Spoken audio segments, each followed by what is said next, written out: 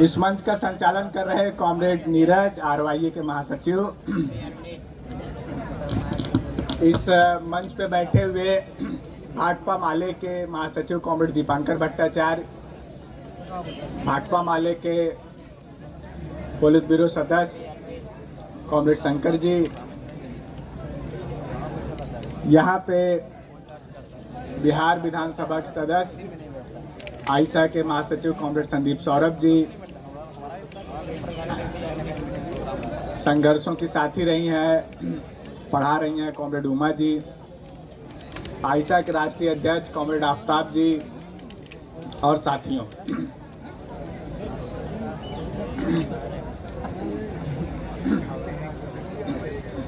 मैं उत्तर प्रदेश से आता हूं और इस यूथ पार्लियामेंट का जो संदर्भ है, जिस तरह के हालात आज नौजवानों के सामने हैं, आप समझिए इस देश के अंदर जो संसद है वो बस चंद मीटर की दूरी पे, 1 किलोमीटर की दूरी पे है और वहां पे जो हालात हैं वो आप देख रहे हैं, संसद चल नहीं पा रही। हम लोग ये कहने आए हैं,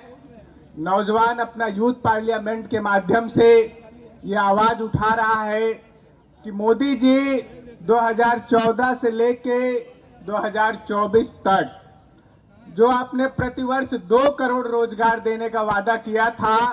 उस हिसाब से 20 करोड़ रोजगार का हिसाब नौजवान इस यूथ पार्लियामेंट से मांग रहा है और आपको इसको देना होगा, अन्यथा 2024 में ये 20 करोड़ नौजवान आपको हिसाब सत्ता से बेदखल करके दे देगा। हम ये समझते हैं उत्तर प्रदेश में जो बेरोजगारी का हालत है, आप समझिएगा सबसे ज्यादा आंकड़ेबाजी उत्तर प्रदेश में होती है और वहां के जो मुख्यमंत्री हैं वो भी इसी नक्शे कदम पे आगे बढ़ रहे हैं और उन्होंने कहा कि हम 6 साल में 6 लाख सरकारी नौकरी दिए और उसका जो आंकड़ेबाजी है उसको अगर आप हकीकत में देखें, मैं तो दिल्ली उत्तर प्रदेश से ज्यादा पोस्टर दिल्ली के अंदर उत्तर प्रदेश के विकास का देखा, लगातार स्टेशनों पे आते जाते। आप समझिए ये जो आंकड़ेबाजी है वो होता कैसे है। शिक्षक भर्ती जो सबसे ज्यादा चर्चा में रहती है, पिछले 4 सालों से प्राथमिक शिक्षक भर्ती उत्तर प्रदेश के अंदर नहीं हुई, कोई वैकेंसी नहीं है, लेकिन उस पे आंकड़ेबाजी जबरदस्त है और वो कह रहे हैं कि नहीं, हमने 1,60,000 शिक्षकों को भर्ती किया। तो कैसे वो आंकड़ा प्रस्तुत करते हैं? वो कर ये रहे हैं कि जो शिक्षा मित्र, जो एडाक पे कहीं कहीं पैरा टीचर बोलते हैं, हमारे यहाँ शिक्षा मित्र बोले जाते हैं, जो प्राथमिक में, और अभी आज मैं जब ट्रेन में आ रहा था तो वहां देखा कि माने बोगी मित्र, यात्री मित्र भी पैदा हो गए। तो एक मित्रों की भी एक बड़ी फेरिस्त है। तो उत्तर प्रदेश के अंदर शिक्षा मित्रों को 1,40,000 शिक्षा मित्रों को शिक्षक से जो वो पढ़ा रहे थे, जो वो 40,000 वेतन पा रहे थे, उससे घटा के उन्होंने 10,000 कर दिया और वो जो बाहर हुए शिक्षा मित्र, उसके बदौलत उसके उस जगह को जो भरा गया उसको प्रस्तुत किया जा रहा है कि हमने वो रोजगार दिया 68,000 और 69,000, उसमें भी 22,000 सीट खाली रह गई। तो एक तो ये आंकड़ेबाजी है। दूसरा, अभी आप देखिएगा उत्तर प्रदेश के अंदर ही वहां जो आयोग और बोर्ड होते हैं, जहां से नौजवान डिग्री हासिल करता है, बीएड करता है, डीएलएड करता है, नेट करता है, दोनों बोर्ड, जो उच्चतर शिक्षा सेवा आयोग है, जो माध्यमिक शिक्षा सेवा चयन बोर्ड है, वो दोनों ठप है। और उत्तर प्रदेश के मुख्यमंत्री महोदय ये कह रहे हैं कि हम एक आयोग बनाएंगे जिसमें सब शिक्षक की नियुक्ति एक जगह से होगी। हमको मध्य प्रदेश का व्यापम घोटाला याद है और उसका कुछ भी पता नहीं चला और कम से कम आप सैकड़ों मौतें उस भर्ती में हुई और इस नए आयोग के नाम पे जो आयोग चल रहा था वो ठप हो गया। वहां अब अध्यक्ष और मेंबर्स पूरे नहीं हो रहे हैं और 2019 से ये नया आयोग बनने का प्रोपेगेंडा शुरू हुआ और अभी तक उसकी रूपरेखा फाइनल नहीं हो पाई। माने एक आयोग के नाम पे बाकी भर्तियां फंसा देना। उसके साथ ही साथ हम इलाहाबाद में अभी आप देखिए रेलवे का बड़ा आंदोलन चला, जब अग्निवीर का पूरा मामला चल रहा था, रेलवे में पूरा एक करप्शन का मसला चल रहा था, एनटीपीसी का मामला चल रहा था, तो नौजवान आंदोलित था, लगातार आंदोलन हो रहे थे। और उसके बाद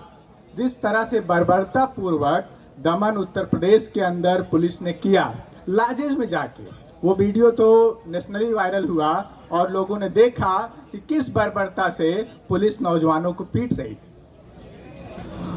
उसके साथ ही साथ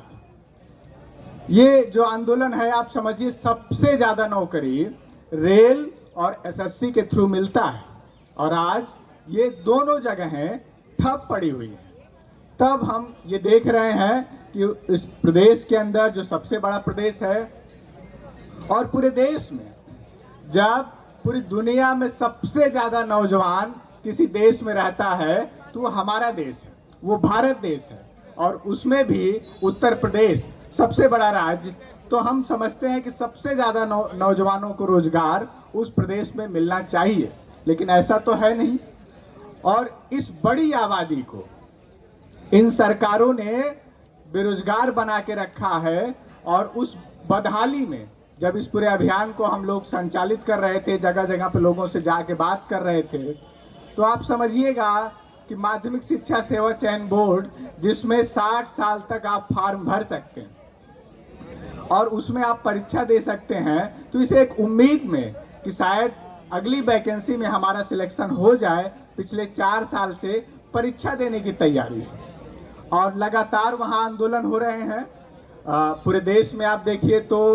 आंदोलन, प्रदर्शन, विरोध करने की जगहें कम कर दी गई हैं। और उत्तर प्रदेश के अंदर भी एक इको गार्डन बना दिया, जो लखनऊ में विधानसभा से करीब 15 किलोमीटर दूर है। और वहां पे वो पूरा कोई प्रदर्शन का स्थल नहीं, बल्कि एक जेल खाना है। वहां अगर आप चले गए तो 4 दीवारी के अंदर कैद हो जाएंगे, और बाहर एक बड़ा सा गेट होगा जो लॉक कर दिया जाएगा, आप उसके आगे पीछे नहीं जा सकते। तो कहने का मतलब बहुत साफ है, एक तो सरकारें रोजगार नहीं दे रही हैं, और रोजगार के खिलाफ आंदोलन होगा, उस पर लाठी चलाएंगी और विरोध प्रदर्शन के नाम पे जेल खाने में कैद कर देंगी। ये इस दौर की हकीकत है। तब सवाल बहुत साफ है, आज हम इस यूथ पार्लियामेंट में जिस बात को कहने आए हैं कि नौजवान इस बदहाली, इस बेकारी की हालत में नहीं रह सकता, अगर आप सम्मानजनक रोजगार की गारंटी नहीं कर सकते तो आपको 10,000 रुपए न्यूनतम पर मंथ बेरोजगारी भत्ता देना होगा। ये लड़ाई देश भर में भी बढ़ रही है, और उत्तर प्रदेश के अंदर भी ये आवाज मजबूती से आगे बढ़ रही है। और आज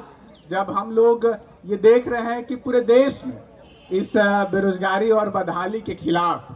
गुस्सा नौजवानों में जबरदस्त है। गांव में शहरों से लेके पढ़े लिखे से ज्यादा जो मनरेगा में काम करते थे, जो मजदूर हैं, जो आजकल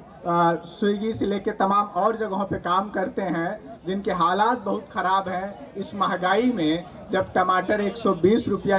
किलो, 180 रुपया तक पहुंच गया, तो वो जीवन चलना मुश्किल हो रहा है। उस दौर में न सिर्फ पढ़े लिखे नौजवानों की लड़ाई, बल्कि वो नौजवान जो पढ़ लिख भी नहीं पाए हैं, जो दोहरी मार झेल रहे हैं, उनकी भी लड़ाई आरवाईए मजबूती से लड़ रहा है। और हम उस दौर में जब पूरे देश में नौजवान